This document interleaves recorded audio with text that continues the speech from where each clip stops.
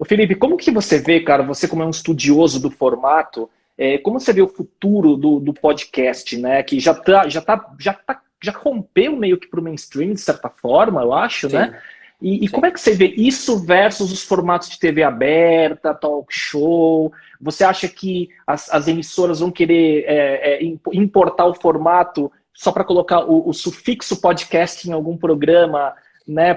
E na verdade, eu acho que muito do podcast porque também tem que tomar cuidado, né? De não achar que podcast é o formato que a gente está vendo agora no mainstream, como o Flow, por exemplo, né? O E podcast ele é sim. muito mais do que isso, ele é, né, a distribuição de um formato, né, de áudio ou de vídeo para um RSS, tecnicamente falando, né, mas se Uhum. popularizou com esse formato de um ou dois hosts num mesão com os microfones e o fone, né?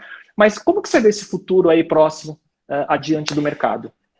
Cara, como você disse, podcast ele vai muito além do que só isso, entendeu? Até acho que algumas pessoas vão acabar ficando iludidas por essa cortina de fumaça e vão querer criar o seu podcast a partir do Flow e do Podpah e vão sofrer, porque vão estar fazendo mais do mesmo, assim, Porque de estão algo que copiando já... a forma. Tem até hoje em dia a ostentação do podcast, que é comprar um Shure SM7B, né? Já vira ostentação podcast, assim, sabe? Vamos copiar. O hype, né? Que é a galera que não vai conseguir fazer durante um longo prazo, assim. Fatalmente vai acabar antes dos 6 meses, um ano, porque vão se frustrar, porque queriam ser o Flow, fizeram o podcast para ser o Flow. Fama, aí já começou, fama. Já começou errado, entendeu? Então, tipo assim, não vai conseguir se resistir, ter vida longa e tal. Mas podcast é uma tela em branco, você pode fazer ficção, você pode fazer entrevistas, você pode fazer individual, você pode fazer um monólogo ali, né? Você pode fazer leituras de grandes textos, e, você tem todo um universo. Crime, né? Falar de séries, falar de filmes, pode fazer muita coisa. Você pode estar sempre com elenco, você pode estar com um elenco fixo sempre, o que é algo que eu acho legal. Um dia eu gostaria de fazer, eu com um elenco fixo, para criar ali a intimidade, as piadas internas do programa, um público e tal. Eu acho isso gostoso. O que você fez no Oscar já foi legal, hein? Isso, exatamente. Foi bem legal, cara. Eu já vou querer repetir isso em algum momento, assim, porque eu gosto, porque você vai mais leve pro jogo, né? Porque e quando você tá aqui sempre... né? Porque eu tô aqui sempre com uma pessoa que eu não conheço, que eu não, entre aspas, às vezes eu conheço, mas muita gente que eu não conheço, cara. E isso traz uma responsabilidade. O dia é diferente quando eu vou fazer, né, com o Eloy, que eu nunca tinha conhecido. Uma carga cognitiva pesada, eu acho. Você tem que se apresentar para a pessoa em 5 minutos, começar uma entrevista, em meia hora, estar falando, botar ela para chorar, sabe? É brincadeira, mas tipo assim, você tem que fazer tudo isso em 1 hora, é uma loucura. E às vezes, cara, eu quero ir para jogo mais leve, sabe? Então, assim, quando é com o Vasco, quando é com a galera. Então eu penso que um podcast fixo, com alguns nomes de pessoas que eu gosto, assim, tal, seria legal. É uma intenção. Isso, trazendo notícias da semana e tal, é algo que eu tenho vontade de fazer em algum momento, assim. Mas, cara, o que eu acho é que, assim, o formato do podcast mais televisivo, ele é o da mesona. Por quê? Porque na TV a gente tem o legado do talk show, né?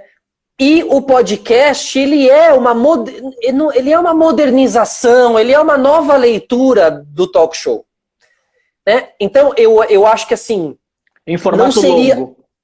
Formato longo, mesa, luzes baixas, entendeu? Cenário aconchegante, não é o cenário grande com 500 luzes, a banda lá no canto, como são os talk shows, o público gigante, a mesa do cara pequena dentro de um cenário enorme, ele quase que, sabe, meio nu, louco ali, o entrevistado que tá lá pela primeira vez no Gentili, no Jô, e que vê aquele circo todo, e que de repente tá lá na frente, totalmente, e que tem 10 minutos para falar, puta, é difícil pra caramba, entendeu? Então, assim, eu acho que o podcast, quando ele entrar na TV, ele vai entrar nesse sistema, assim, ele vai entrar mesinha, o microfone, porque por mais que esses programas sejam de entrevista, você não tem o kit microfone, fone, né? O Bial, ele já faz um ótimo podcast no Conversa com o Bial, mas sem o formato. Eu acho que o Bial tinha que virar ele tinha que virar isso, tinham que fazer um cenário para ele, estilo podcast, entendeu? E botar. E trazer, cara, um conceito que o Arthur Petri falou aqui no programa outro dia, que é um conceito que eu gosto muito bom, né? Fantástico. Esse, muito bom, cara, né? foi uma conversa de 2 podcasters, né, trocando ideia de verdade. Foi muito mano. bom, cara. Ele é um cara muito, muito legal, mano. Ele é um cara que, assim... A imagem dele, como ele mesmo diz, né? A imagem engana. Totalmente. E, meu, muito engraçado, cara. Um cara muito engraçado. E muita gente falou sobre o episódio, foi engraçado, teve uma química legal, e eu senti também, teve uma química bacana, assim. Você tá vendo? É pra esses encontros que eu tô fazendo podcast, sabe, cara? Pra o cara ir embora e você fala, pô, que cara massa, mano. Entendeu? Que cara massa, sabe? Mas com ele, a gente falou sobre o broadcaster, né? Sobre o conceito do broadcaster, que é algo que eu busco, é algo que aqui no Brasil não é muito bem explorado, mas o Ricardo Boechat, ele era um broadcaster. O Datena é, de certa maneira, também um broadcaster que tá meio que quase que o dia inteiro no ar. Ele tá na rádio, às vezes sentado na casa dele, falando... Broadcaster abre o microfone. Isso. É isso. O broadcaster é o cara que tá sentado ali com o microfone aberto e, mano, aconteceu um negócio, ele abriu e falou. E ele tem o cantinho dele, que é o que nos Estados Unidos eles sabem explorar muito bem isso. O cantinho, o cenário. Aqui eu acho que a galera tá começando a entender que isso é muito importante. Entendeu? Cantinho, cenário luminoso, a luz mais vermelhinha, mas não sei o quê. Isso traz uma atmosfera, certo? O público gosta, o público senta e faz, que gostosinho. Mas é por aí, eu enxergo assim, nossa, vou sair do banho, vou pegar um café aqui, vou assistir o Solari conversando com não sei o quê. Por quê? Porque tem o climinha, é gostoso, fala-se baixo, tem uma conexão, não sei o quê. Então, eu acredito que é todo um universo, cara. São pequenos detalhes que vão se juntando, entendeu? Sabe que meu hábito, né, anos atrás era assim, né?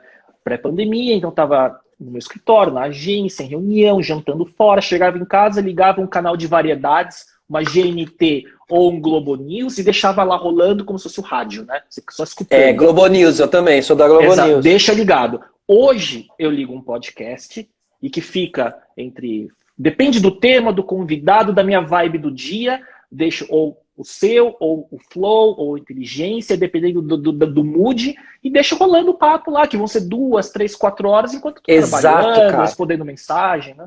E eu faço isso também, e é maravilhoso. E é legal, porque como eu faço isso também, eu fico tendo a leitura do que como eu sou público nesse momento, aí eu tenho, o que esse público, né, o que eu agora gostaria de ver no meu.